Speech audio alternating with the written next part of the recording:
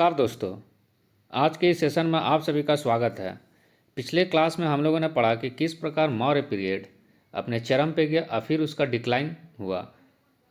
दोस्तों, आज हम लोग इतिहास में हर पतन के बाद एक नया उत्थान छिपा होता है। मौर्य समाज के पतन के बाद भारत में जिस नए राजनीतिक, सामाजिक और सांस्कृतिक परिवर्तन ने जो जन्म लिया, उसी को हम पोस्ट मौर्यन पीरियड कहा जाता है। मीन्स मौर्योत्तर काल। मौर्योत्तर काल जो है 185 बीसी से लेकर 240 एडी के संदर्भ में है। मौर्य समाज यहाँ पे टूटता है, लेकिन भारत की कहानी यहीं खत्म नहीं होती है। शुंग, कण्व, शक, कुषाण और सातवाहन डायनेस्टी यानी सत्ता, संस्कृति और संघर्ष का नया अध्याय शुरुआत होता है। यह काल जो है राजनीतिक विघटन के साथ साथ सांस्कृतिक विकास और विदेशी संपर्क और नए राजवंशों का उदय होता है, जिसमें हम लोगों ने जैसे पहले पढ़ा कि हसीन मशूक शाह। अब हम लोग इस लाइन को हम लोग पूरा देखते हैं। हसीन मशूक शाह, इसमें था हरियंग डायनेस्टी, शिशुनाग डायनेस्टी, नंद डायनेस्टी, मौर्य डायनेस्टी। यहाँ पर मौर्य का डिक्लाइन हुआ, उसके बाद का जो कहानी स्टार्ट होता है, जो राजनीतिक विघटन जो होता है, और यहाँ पे नए विदेशी संपर्क और साथ ही साथ यहाँ पे देसी राजवंशों का उदय होता है, जिसमें से शुंग डायनेस्टी, कण्व डायनेस्टी और सातवाहन डायनेस्टी। इसी के बीच में विदेशी आक्रमण होता है, ISPK, इंडो ग्रीक, शक डायनेस्टी, पहलव या पार्थियन डायनेस्टी, और fourth one is Kushan dynasty.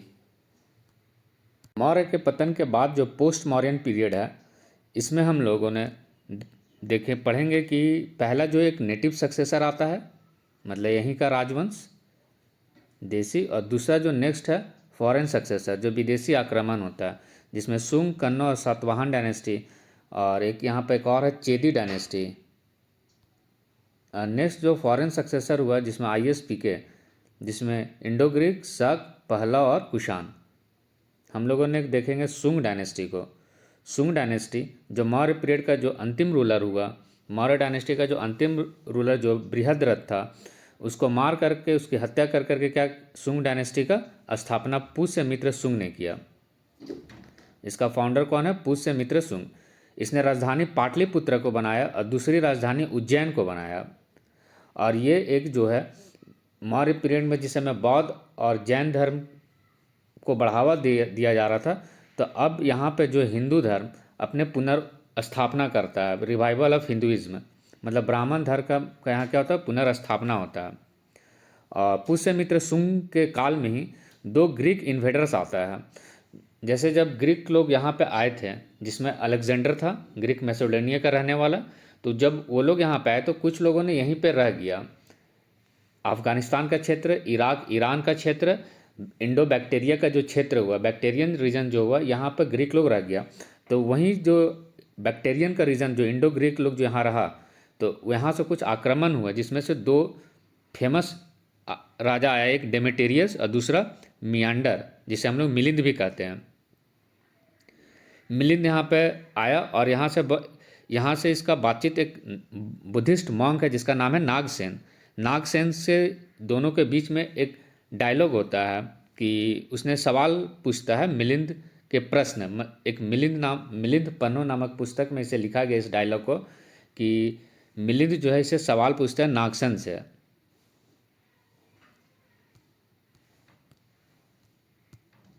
Milind Nagasena से कई सवाल पूछता है, जैसे कि जो बौद्धिस्ट कंसेप्ट रहता है उस पर, जैसे पुनर्जन्म पे, फिर इसके बाद आत्मा का अस्तित्व होता है या नहीं, या निर्माण की प्राप्ति कैसे होता है, तो इस सब से सवाल पूछता है। और नागसेन उसे बहुत प्रभावित कर देता है मिनांडर को। फिर बाद में मिनांडर जो है ये बौद्ध धर्म को अपना लेता है। तो बौद्ध धर्म को अपनाने वाला कौन राजा था? मिनांडर। तो एक डेमेट्रियस आया था और दूसरा मिनांडर आया था। मिनांडर यहाँ पर बौद्धिस्ट मॉन्क जो नागसेन के द्वारा बुद्धिज़्म को क्या किया? अनुयायी बन गया। फिर शुंगा डायनेस्टी के काल में ही एक पुरोहित रहते हैं जिसका नाम पतंजलि है, जिसे हम लोग फादर ऑफ योगा कहते हैं, योग के पिता। इसने किताब लिखे महाभाष्य। पुष्यमित्र शुंग ने 2 अश्वमेध यज्ञ करवाए। अश्वमेध यज्ञ हम लोग पहले भी पढ़े हैं कि घोड़ा को छोड़ दिया जाता है खुला स्थान पे और जिस जिस क्षेत्र में जाता है वो इलाका उस राजा का हो जाता है। यदि उसको कोई घोड़ा को रोकने की कोशिश करता है दूसरे साम्राज्य में या दूसरे क्षेत्र में पहुंच गया जहाँ का दूसरे राजा है, तो वो राजा उसे उसके साथ युद्ध करना पड़ता है और नहीं रोका तो वो उसका अधीनता को स्वीकार माना जाता है। तो अश्वमेध यज्ञ 2 करवाए। ये अयोध्या इंस्क्रिप्शन से हमें मिलता है। और जो वहाँ का जो लोकल किंग है धनदेव, तो धनदेव के जो अयोध्या इंस्क्रिप्शन में बताया गया कि पुष्यमित्र शुंग जो है इसने 2 अश्वमेध यज्ञ करवाया पतंजलि के सहायता से। तो पतंजलि जो पृष्ठ है वो 2 अश्वमेध यज्ञ करवाया। तो ये हमें जानकारी मिलता है अयोध्या इंस्क्रिप्शन से। फिर पुष्यमित्र शुंग का ही बेटा अग्निमित्र गद्दी पे बैठता है और इसने क्या किया कि एक मालविका नाम के एक प्रिंसेस है जो विदर्भ रीजन है, तो वहाँ पे मालविका नाम की एक प्रिंसेस और अग्निमित्र जो शुंग डायनेस्टी का किंग, ये दोनों के बीच में एक लव स्टोरी है। तो इस लव स्टोरी का उजागर जो किया है वो कालिदास की है। तो ये संस्कृत भाषा में लिखा हुआ है मालविका अग्निमित्र। मालविका प्लस अग्निमित्र ये दोनों के लव स्टोरी के प्रेम कथा के बारे में ये कालिदास ने क्या लिखा है, पुस्तक लिखा है मालविका अग्निमित्र। कालिदास के बहुत सारे पुस्तक में लव स्टोरी पर है, बहुत सारे का लव स्टोरी क्या क्या उजागर किए, लिखें कि किस तरीके से पूरे क्या है कहानी है दोनों के बीच में। तो कालिदास का पुस्तक है मालविका अग्निमित्र। इसने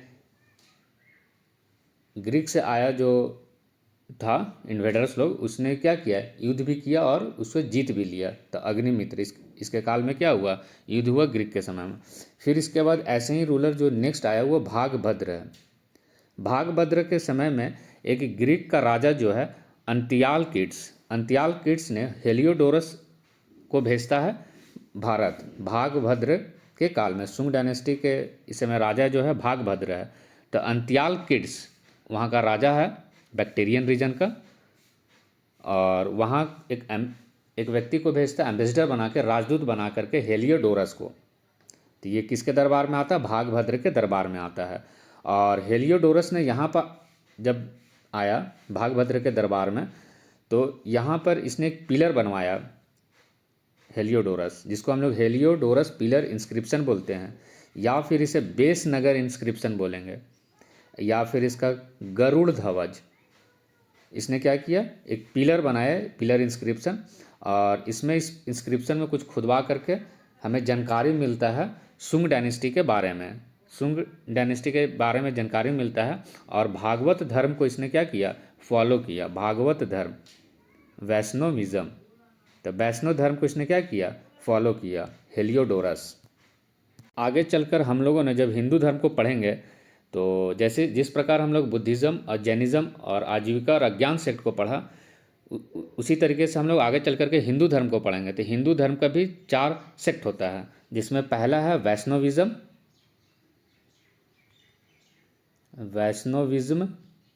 मीन्स वैष्णववाद। दूसरा है शैववाद। वैष्णविज्म मतलब भगवान विष्णु को यहाँ पर सर्वोच्च देवता के रूप में हम लोग क्या करेंगे मानेंगे। और शैववाद में जो है वैष्णववाद को हम लोग कृष्णवाद भी बोलते हैं। और जो शैववाद है इसमें भगवान शिव को हम लोग सर्वोच्च भगवान मानेंगे। और नेक्स्ट जो है शक्तिवाद, SHAKTI शक्तिविज्म मतलब शक्तिवाद। इसमें जो है स्त्री को सर्वोच्च शक्ति माना जाएगा, मतलब देवता के रूप में देवी के रूप में पूजा जाएगा स्त्री को, तो इस शक्तिवाद। इस तरीके से फिर चौथा जो है स्मारतवाद। तो ये जो 4 जो है ये सेक्ट है हिंदू धर्म का। तो इसमें जो हेलियोडोरस है वो वैष्णविज्म को अपनाया, मतलब भागवत धर्म को अपनाया। और भगवान विष्णु का जो सवारी है वो गरुड़ है, गरुड़, जिसको हम लोग गरुड़ ध्वज इंस्क्रिप्शन भी बोलेंगे। तो गरुड़ ध्वज इंस्क्रिप्शन, हेलियोडोरस इंस्क्रिप्शन और बेस नगर इंस्क्रिप्शन, ये विदिशा का क्षेत्र आज का MP। फिर इसके बाद बहुत सारा रूलर हुआ, लेकिन वो योग्य नहीं था। लास्ट रूलर जो है देवभूति है, ये भी एक अयोग्य शासक है और देवभूति को मार देगा और कन्नौज डायनेस्टी का स्थापना होगा। तो कण्व डायनेस्टी जो है ये उतना इम्पोर्टेंट नहीं है, लेकिन इसका फाउंडर वगैरह ये सब याद करके रखना है, ताकि एग्ज़ाम में क्या है फाउंडर पूछ लेता है। तो कण्व डायनेस्टी, KNVA, कण्व, कण्व में VA लगा हुआ, VA लगा हुआ, मतलब वासुदेव इसके फाउंडर है, या फिर हिंदी में भी कण्व, तो वह से वासुदेव। तो कण्व डायनेस्टी जो है इसका फाउंडर जो है वासुदेव है। इसने राजधानी पाटलिपुत्र और विदिशा क्षेत्र को बनाया, और इन लोगों ने ब्राह्मण्स को क्या किया, अनुयायी बना। तो जिस प्रकार शुंग भी ब्राह्मण्स ये लोग थे, और ये लोग बौद्ध के प्रति क्या किया, अत्याचार किया, और बहुत सारे कई बौद्ध स्तूपों को क्या किया, तुड़वा दिया। लेकिन हालांकि जो सांची स्तूप है और भरूच का स्तूप है, इन लोगों ने उसने क्या किया, फिर से बनाया, रिबिल्ड किया, और तोरण वगैरह फिर इसमें बनाया गया आगे चल करके सातवाहना डायनेस्टी के समय में। तो रेनोवेट करने का काम किया है कौन, स्तूप को, तो वो लोग है सुंग डायनेस्टी। लेकिन ज़्यादातर क्या, बौद्ध स्तूप को ध्वस्त करवाया। तो ये भी ये ब्राह्मण है, कण्व भी क्या है, ब्राह्मण है। इसके फाउंडर है वासुदेव। इसके भी अंतिम शासक जो हुआ वो सुशर्मन हुआ, सुशर्मन। अब सुशर्मन जो है इसको हत्या कर करके अब सातवाहना डायनेस्टी, हसीन मशुक सा था, मशुक, तो हम लोग पहुंच गए सुंग और कण्व खत्म, फिर इसका मतलब सातवाहना डायनेस्टी। तो सातवाहना डायनेस्टी का जो फाउंडर है वो सुशर्मन को मार देगा, और सातवाहना वंश का क्या करेगा, स्थापना करेगा। इसी के बीच में एक कलिंग में, कलिंग जो आज का जो उड़ीसा है उस क्षेत्र में एक वंश चल रहा था जिसका नाम था चेदी वंश या चेती वंश, चेदी या चेती वंश। तो चेदी वंश का जो राजधानी था वो पुरी था, सुक्तमती पुरी। राजधानी कहाँ, पुरी, सुक्तमती पुरी। ये लगभग 1st सेंचुरी BC के आसपास का काल है। इस डायनेस्टी के बारे में कोई इन्फॉर्मेशन ज्ञात प्राप्त नहीं होता है, कोई भी इन्फॉर्मेशन हमें नहीं मिलता है। लेकिन एक राजा है जो राजा खारवेल, इसके बारे में हम लोगों को जानकारी मिलता है। तो ये इसके बारे में जो जानकारी मिलता है वो मिलता है हमें हाथी गुफा इंस्क्रिप्शन से और रानी गुफा इंस्क्रिप्शन से, जो आज का उदयगिरी जो हिल्स है वहाँ पे है ये। तो हाथी गुफा इंस्क्रिप्शन और रानी गुफा इंस्क्रिप्शन, ये जो इंस्क्रिप्शन ये रॉक कट करके बनाया गया है। जैसे ये पहाड़ है तो रॉक कट करके, सबसे पुराना ओल्डेस्ट रॉक कट हम लोगों ने पढ़ा था बराबर की गुफा और नागार्जुनी का केव्स। तो उसी प्रकार यहाँ पे जो हाथी गुफा रानी गुफा इंस्क्रिप्शन है, तो यहाँ पर राजा खारवेल के बारे में जानकारी हमें मिलता है कि एक योग्य शासक था किंग खारवेल, जो जैन धर्म को अपनाया था। ये किसका फॉलोअर था, जैन धर्म का। फिर इसके बाद इसने क्या किया, उदयगिरी और खंडगिरी का जो गुफा है जो आज भुवनेश्वर का आसपास, यहाँ पर रॉक कट करके जैन मॉन्क्स को रेसिडेंस के लिए, रहने के लिए दिया जाता था। मतलब वहाँ पे क्या है, जैन मॉन्क्स लोग रहेगा, उदयगिरी और खंडगिरी। और हाथी गुफा इंस्क्रिप्शन से ही हमें क्या पता चलता है कि राजा जो खारवेल है वो जैन धर्म को अपनाया, और ये एक योग्य शासक था किंग खारवेल। अब इसके बाद जो सातवाहना डायनेस्टी है, सातवाहना डायनेस्टी ये अपने आप को क्या, ये लोग भी ब्राह्मण बोलते हैं, इसलिए इस काल को हम लोग क्या बोल रहे हैं, हिंदू धर्म का पुनरुत्थान, फिर से क्या हुआ, रिवाइव हुआ। जिस प्रकार हिंदू धर्म अपने मौर्य के समय में, तो उस समय हिंदू धर्म में कई बुराइयों आने की वजह से बौद्ध और जैन का भी क्या हुआ, उदय हुआ। लेकिन अब हिंदू धर्म क्या होगा, फिर से पुनर्स्थापना होगा, और आगे चल करके हिंदू धर्म को हम लोग पढ़ेंगे भी। तो इसमें क्या है, सातवाहना डायनेस्टी जो है 60 BC से लेकर 240 AD, मतलब अब हम लोग क्या है, जो टाइम लाइन जो बताए थे, जो 0 से आगे जो अब AD होगा, अब देखने को यहाँ से मिलेगा। तो सिमुक इसके सबसे फाउंडर है, सिमुक सातवाहना डायनेस्टी का जो संस्थापक है वो सिमुक है। जो कण्व डायनेस्टी का जो सबसे लास्ट रूलर था सुशर्मन, उसकी हत्या कर करके क्या किया, ये स्थापना किया सातवाहना डायनेस्टी का। ये डेक्कन के रीजन में है। तो डेक्कन का रीजन का मतलब हो गया ये, और ये हो गया साउथ इंडिया। तो ये डेक्कन के रीजन में है, और ऊपर हो गया मध्य देश, सेंट्रल इंडिया। तो सेंट्रल इंडिया और जो साउदर्न पार्ट है, जो रिमोट साउथ है, उसके बीच का वाला रीजन को हम लोग डेक्कन रीजन बोलते हैं। ये रीजन क्या है, डेक्कन रीजन। तो इसे हम लोग आंध्र सातवाहन भी बोलते हैं। पहले ये लोग का जो राजधानी था लगभग महाराष्ट्र के आसपास था, फिर इसका धीरे धीरे ये लोग अपने साम्राज्य को बढ़ा करके आंध्र वाले रीजन को भी क्या किया, ले लिए, इसलिए हम लोग आंध्र सातवाहन भी कहते हैं। इसके सबसे इसका जो फाउंडर है वो सिमुक है, और इसकी जानकारी जो हमें ये मिलता है नाने घाट इंस्क्रिप्शन से मिलता है, नान घाट इंस्क्रिप्शन से। फिर इसके बाद एक और योग्य शासक है हाल। इसमें बहुत सारे रूलर्स हैं, लेकिन जो इम्पोर्टेंट रूलर्स है उसे हम लोग क्या करेंगे, पढ़ेंगे। तो हाल इसके एक योग्य शासक है, और इसने एक बुक लिखा, ऑथर जो कंपाइल किया है वो गाथा सप्तशती। ये प्राकृत भाषा में है। किस भाषा में है ये? प्राकृत लैंग्वेज में है, और स्क्रिप्ट है ब्रह्मी। गाथा सप्तशती, तो ये किसने लिखा है? हाल जो किंग था उसने लिखा है। फिर इसके बाद इसके सबसे जो योग्य शासक है, जो सबसे प्रोमिनेंट रूलर्स है, वो गौतमी पुत्र सतकर्णी है। गौतमी पुत्र सतकर्णी। इसने क्या किया, इस काल में हम बताए कि इंडिजीनियस भी था और साथ ही साथ फॉरेन इन्वेडर्स भी था, मतलब नेटिव और फॉरेन इन्वेडर्स। तो साथ में ही क्या है, फॉरेन इन्वेडर्स, इंडो ग्रीक वगैरह भी क्या करेगा, और शक वगैरह जो है इसमें आक्रमण करेगा भारत पे। तो यहाँ पे जो गुजरात का एक रूलर था, शक सत्रप रूलर है, तो ये है नहपान। नहपान को क्या करेगा, गौतमी पुत्र सतकर्णी उसे हरा देगा। और ये इसकी जानकारी हमें नासिक इंस्क्रिप्शन से मिलता है। तो नहपान को हराएगा, नासिक इंस्क्रिप्शन से इसकी जानकारी हमको मिलता है। और नहपान को किसने हराया? तो गौतमी पुत्र सतकर्णी ने हराया। और इसने टाइटल एज्यूम किया एक ब्राह्मण का, मतलब इकलौता ऐसा ब्राह्मण है जिसने क्या किया, शकों को हराया। तो नहपान को हराया, इसलिए इसने टाइटल क्या एज्यूम किया, एक ब्राह्मण। फिर गौतमी पुत्र सतकर्णी का ही पुत्र हुआ वशिष्ठी पुत्र सतकर्णी। वशिष्ठी पुत्र सतकर्णी, वशिष्ठी पुत्र सतकर्णी। तो इसने क्या किया कि जो गुजरात का जो शासक है रुद्रदामन, ये है डेक्कन का रीजन में, डेक्कन के रीजन में सातवाहना डायनेस्टी है।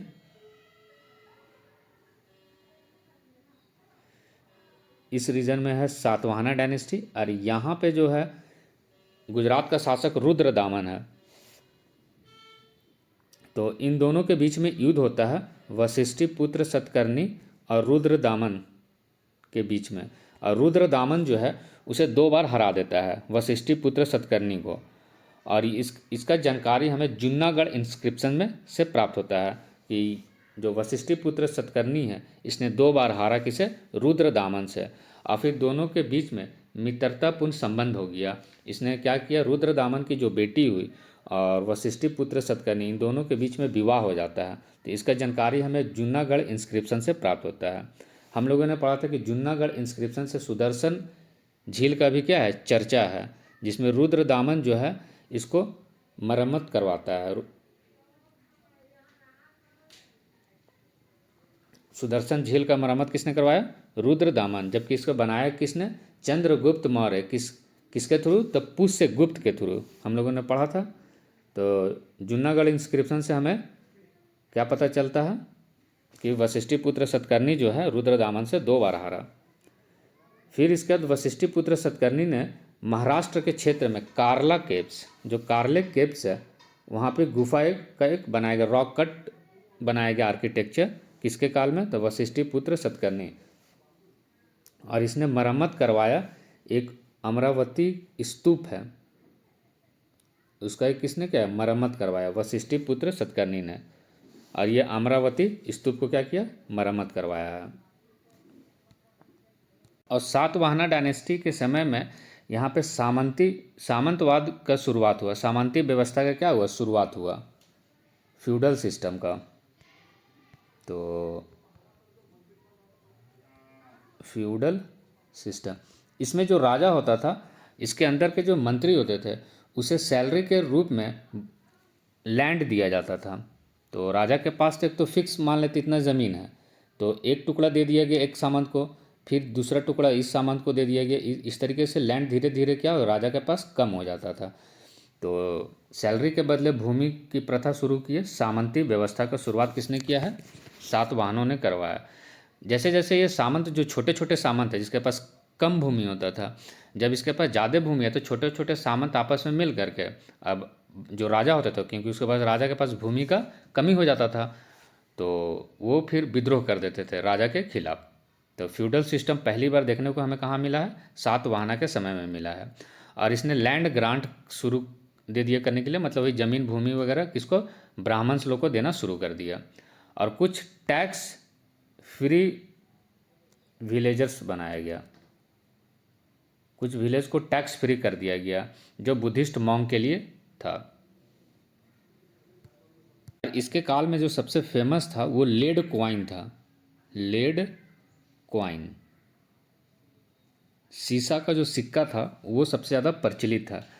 और इसमें लेड के साथ साथ ये लोग पोटीन का भी था, कॉपर का था, ब्रॉन्ज का था, इस ये सब का क्या था, सिक्का था। लेकिन जो ज़्यादा फेमस था वो लेड क्वाइन था। और लेड और जो पोटीन था वो रोमन से ये लोग का व्यापार होता था। सतवाहना के समय में रोमन अंपायर से क्या होता था? व्यापार होता था। तो वहाँ से ये लोग जो इंपोर्ट करता था रोमन से, लेड का और पोटीन का।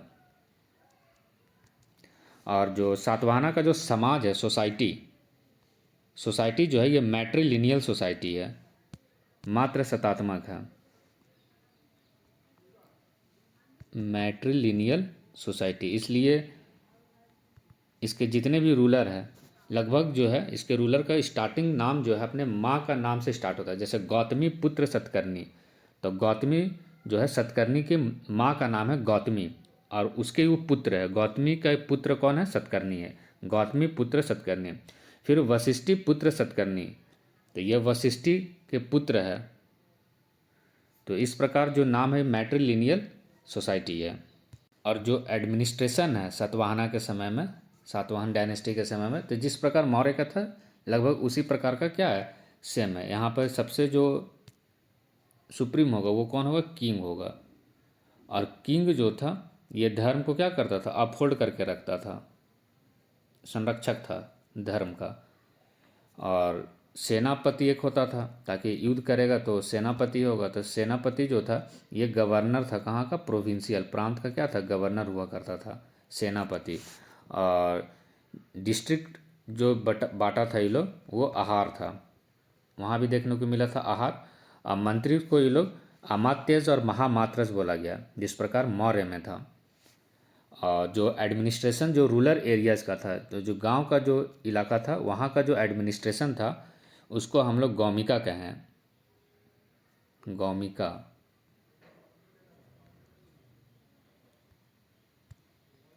और एक मिलिट्री स्टेबल कैंप है, स्टेबल मिलिट्री कैंप, वो कहलाता था, जो स्टेबल रहता था, मतलब हमेशा जो छावनी जो रहता था ताकि युद्ध किया जा सके, तो वो कहलाता था कटक, KATAK, कटक। तो कटक जो था वो स्टेबल मिलिट्री कैंप था। और जो टेम्पोररी था वो स्कंदव्र था। तो टेम्पोरो जो परमानेंट था, स्टेबल था, वो कहलाता था, स्टेबल वाला कहलाता था कटक।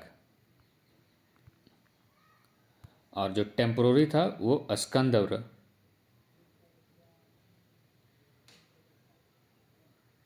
स्कंदव्र, तो ये था टेम्पोररी।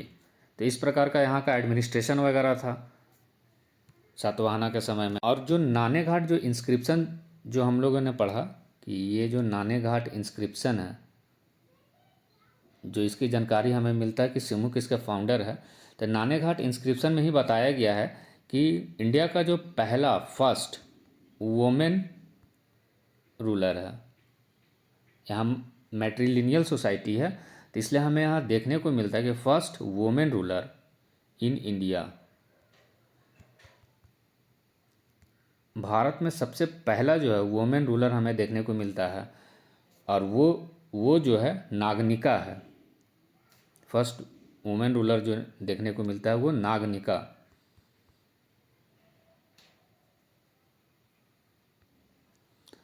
और नागनिका जो है किसकी वाइफ है, तो सतकर्णी की वाइफ है, सतकर्णी फर्स्ट, सतकर्णी फर्स्ट, उसकी ये विधवा है नागनिका। तो नागनिका ही एक सबसे भारत का सबसे पहला वुमेन रूलर यदि पूछे तो वो कौन होगा, नागनिका होगी। और ये नाणेघाट इंस्क्रिप्शन से हमें प्राप्त होता है कि पहला वुमेन रूलर कौन है, नागनिका। और ये कहाँ पर है नाणेघाट इंस्क्रिप्शन, पुणे के आसपास में,